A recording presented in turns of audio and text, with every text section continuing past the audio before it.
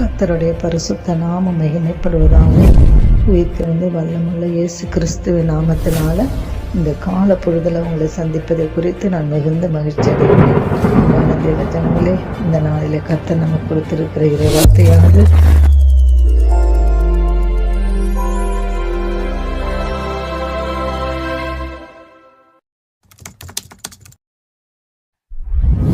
இருபதாவது சங்கீதம் 4வது வசனத்தை நம்ம வாசித்து தியானிக்கலாம்.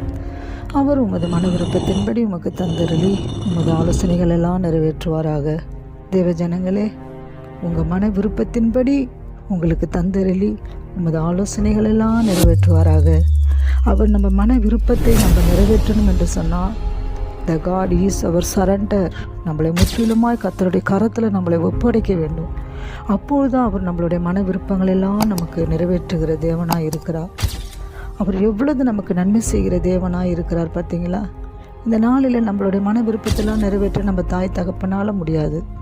நம்ம மற்றவர்களை நம்ம நண்பர்ஷிப்லலாம் கொண்டு போய் சொல்லி நம்மளுடைய ஃப்ரெண்ட்ஸ் சர்க்கிளில் எனக்கு இந்த காரியத்தை செய்ய முடியுமா, இல்லை இந்த காரியத்தை உங்களால் சாதித்து கொடுக்குமா, எதுவுமே முடியாது. ஆனால் நம்மளோட ரட்சித்த ஆண்டவர் எந்த பிரதிபலனையும் எதிர்பார்க்காமல் நம்மிடத்தில் வந்திருக்கிற தெய்வம். நாம் அவரை தேடி போகவில்லை, அவர் நம்மளை தேடி வந்தேன் என்று சொல்லுகிறார். நம்ம பார்க்குறோம், எபேசு நிருபத்தில் பார்க்குறோம், உலக தோற்றத்துக்கு முன்னே நான் உன்னை அறிந்தேன் என்று சொன்னவர். அவ்வளோ பெரிய ஆண்டவர் நம்மளை குறித்து ஒரு பெரிய பிளான் வச்சிருக்கிறார். தேவ ஜனங்களே, உங்களுடைய மன விருப்பம் எதுவாக இருக்கிறதோ உமக்கு தந்தருளுகிற தேவன், உமது ஆலோசனைகள் எல்லாம் நிறைவேற்றுகிறவர். அவர் சொல்லுகிறார், make all your plan succeed. அவர் எல்லாவற்றையும் நிறைவேற்றுகிறவர். ஒரு காரியம் ரெண்டு காரியம் இல்லை, யுவர் ஆல் பிளான்ஸ் தான். எல்லா காரியத்தையும் நீங்கள் எதுவாக கேட்டாலும், உங்கள் பதவி உயர்வாக இருக்கலாம், உங்கள் ஆவிக்குரிய லைஃப்பில் இருக்கலாம், உங்கள் குடும்ப சூழ்நிலையில் இருக்கலாம், நீங்கள் படிக்கிற விஷயத்தில் இருக்கலாம், உங்களுடைய ப்ரமோஷன் காரியத்தில் இருக்கலாம், எதுவாக இருந்தாலும் all in all your plans succeed.